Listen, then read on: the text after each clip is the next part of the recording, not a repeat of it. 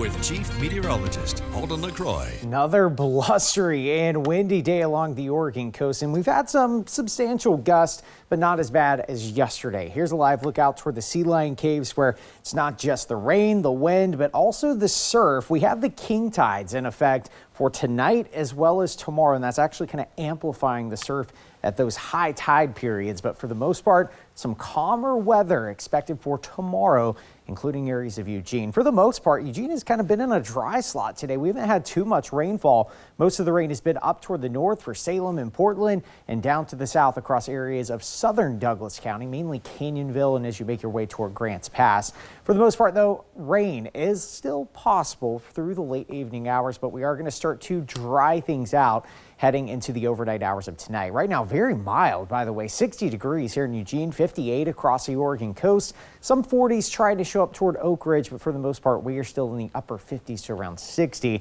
The wind gust today, as you can see, a little bit of an improvement from yesterday, but man, Newport still borderline tropical storm. Well, actually it is tropical storm force winds up there toward Lincoln County, 54 mile per hour gusts today. Salem, though, around 36 miles per hour. All right, so moving forward in time, we are expecting to dry things out, but don't get too excited about the sunshine for Friday. The clouds are going to start increasing heading into the weekend, and eventually we are talking about another storm toward next week. And the storm toward next week may actually bring some cooler temperatures, which we have not had a whole lot of recently. So you can kind of see the dry slot across areas of Eugene. That's not the radar gap. We actually are not seeing active rainfall across Reedsport and into Eugene, most of which is directed up toward the north and down to the south. And there's kind of a reason why. Low pressure is well up into portions of BC, and we're already starting to feel the effects of that dry air that's on the backside of this low pressure, and that's going to move in for this weekend. Scattered showers still a possibility tonight. Temperatures in the upper 50s. Notice we do significantly cool things down. A little blip of blue right there. We could get some light snow across the passes,